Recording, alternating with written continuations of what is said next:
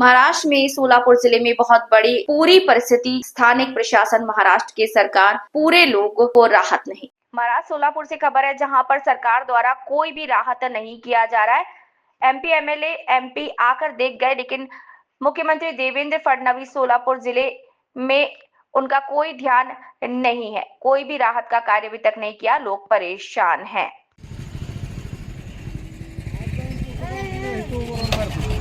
नाही न्यूजला द्यायचं आहे हो. माहिती आहे तिथं बोलणारे कोण, त्याला परत म्हणणार राहणं द्या म्हणणार उजनीचे.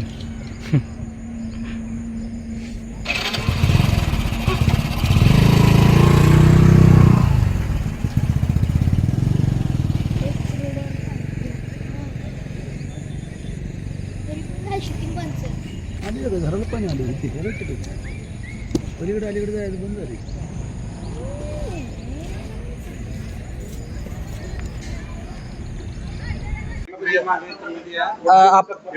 चालू केलं. खरं तर आपण या ठिकाणी पाहिलं की शिंगोली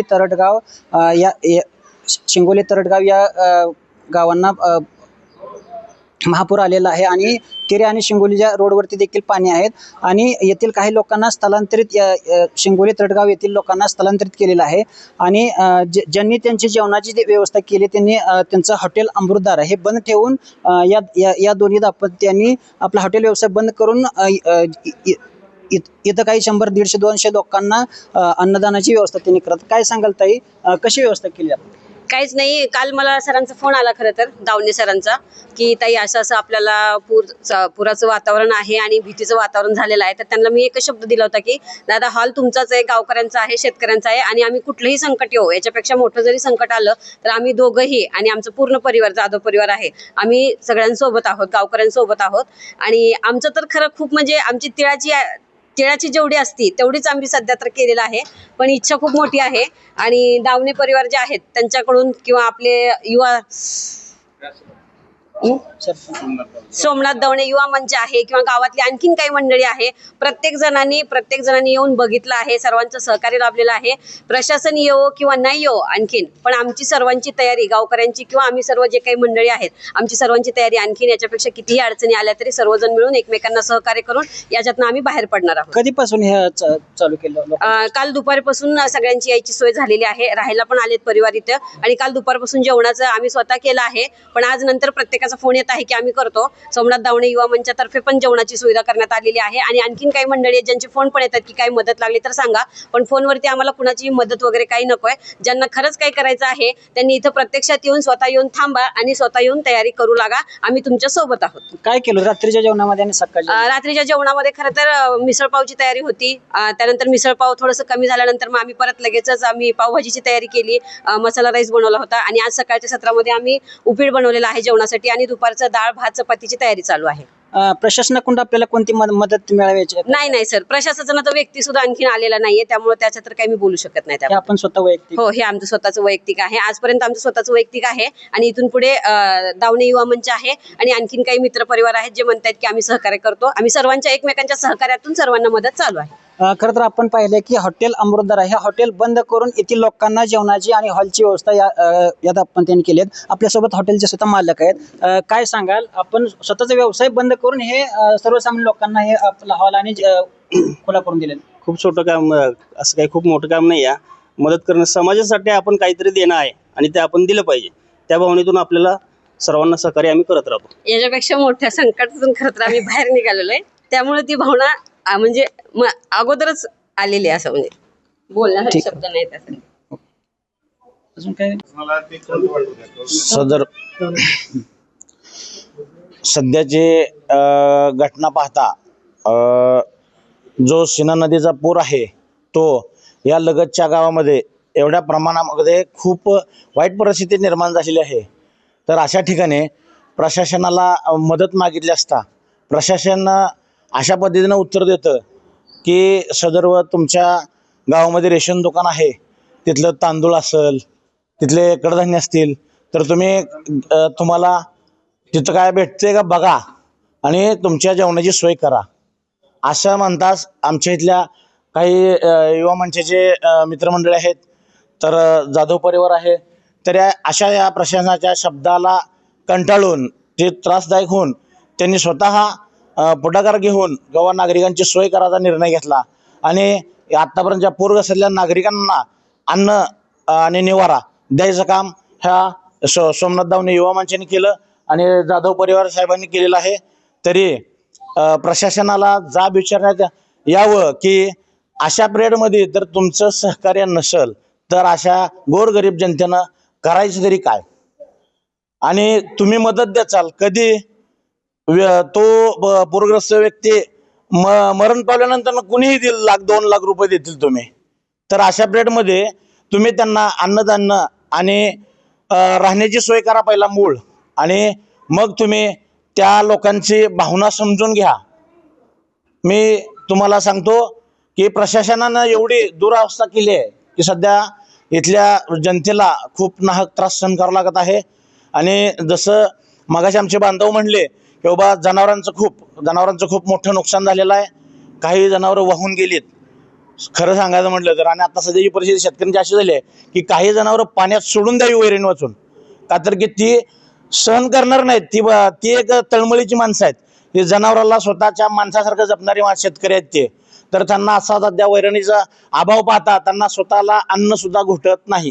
तर प्रशासनानं कुठल्याही परिस्थितीत विचार करून तर त्या जनावरांची सोय करावी आणि वैरणीची सोय करावी आणि तिथल्या नागरिकांची स्वतःहून स्थळपाहणी करून लवकरात लवकर चांगल्या पद्धतीने निर्णय घेण्यात यावा. लोकप्रतिनिधी आलते का या भागातले खासदार आमदार कोण आलं का तुम्हाला आश्वासन दिलं का याचं काय? आश्वासन दिलंय पण त्यांच्याकडे दानत द्यायची नाही ना. पण त्यांचं खूप मोठं भाषण आहे की त्यांचं वक्तव्य आलं की बाबा सदर आले होते बरेच मान्यवर आले होते. त्यांनी काय शेतामध्ये बांधावरती नाही गेले. फक्त नदीचा पूल आणि त्यांची 4 व्हीलर गाडी आहे ती जिथपर्यंत जाते चांगल्या रोडनं तिथपर्यंतच गेलेत त्यांनी. महाराष्ट्राच्या मुख्यमंत्र्याला आणि पुनर्वसन मंत्र्याला आपलं काय सांगणं आहे? महाराष्ट्राच्या मुख्यमंत्री साहेबांना देवेंद्र फडणवीस साहेब आहेत त्यांना माझं एकच सांगणं आहे. साहेब तुम्ही गोरगरिबांचे कैवार आहात हे आम्हाला चांगलं माहिती आहे.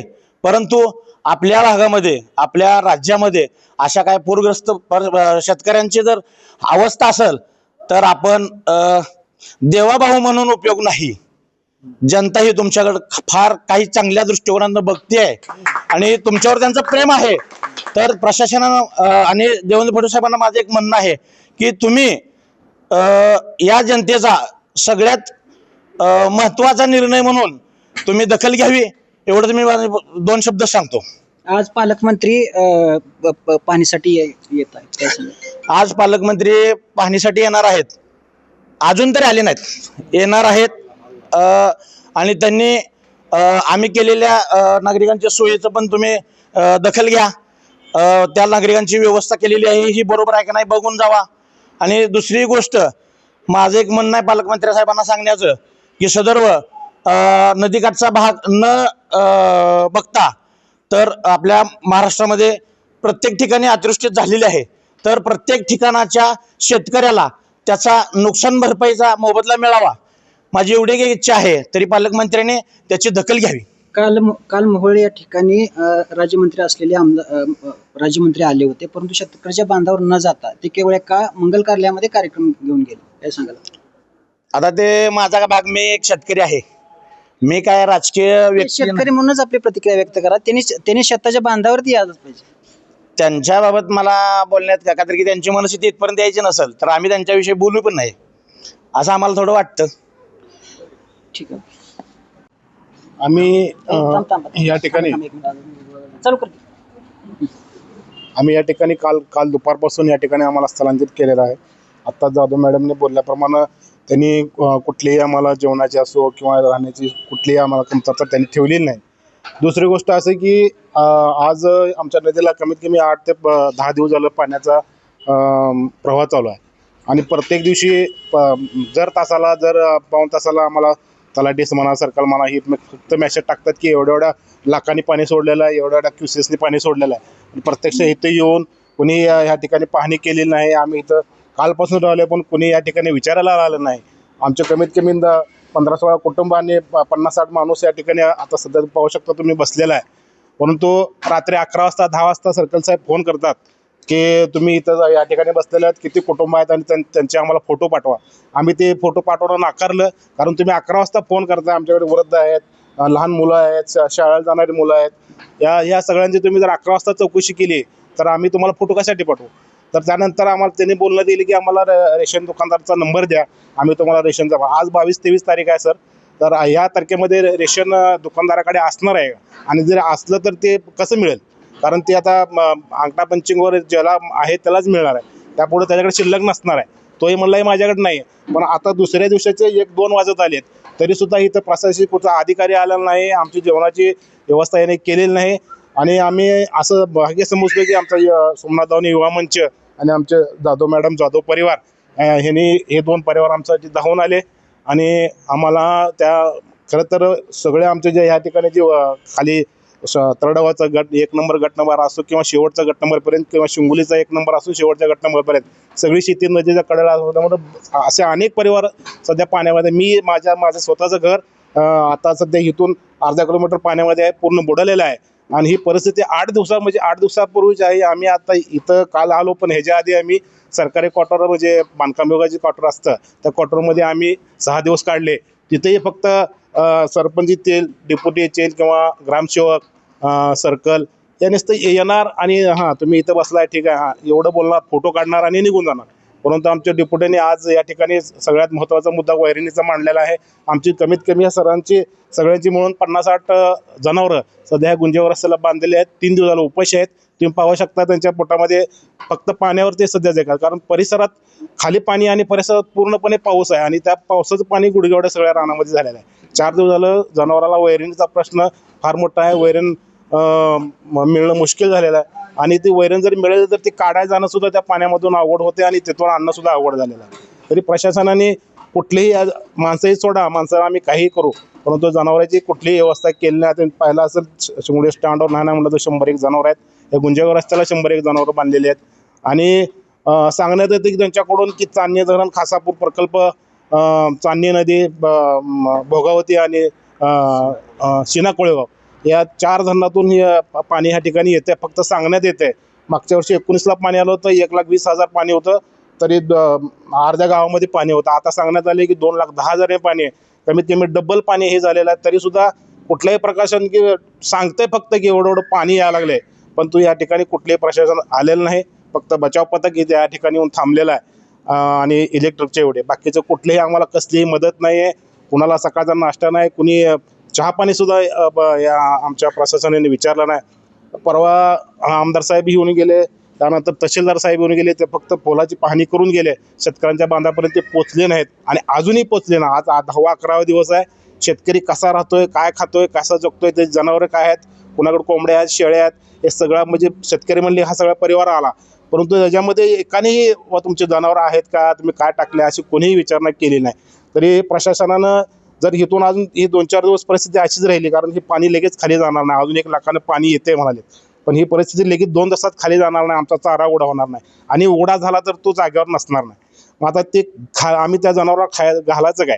दुभते जनावर आहेत, वासरं आहेत, ते सुद्धा हंबरडा फोडत आहेत सगळ्या रस्त्याने. तुम्हाला जर खोट वाटत असेल तर तुम्ही पाहू शकता जाऊन, 1 किलोमीटरपासून सगळे रांग लागलेली आहे. मग अशा परिस्थितीत आम्ही करायचं काय. आणि इथून पुढे जर 8 दिवस तर ही अशीच परिस्थिती राहिली तर कसा निवड लावा की ही प्रशासनानं लवकरात लवकर दखल घेतली तर आमचं पशुधन वाचेल. आणि आमची शेती तर आता गेलेलीच आहे, 90% तर संपलेलेच आहे, परंतु आमचं पशुधन वाचवायची त्यांनी प्रयत्न करावा.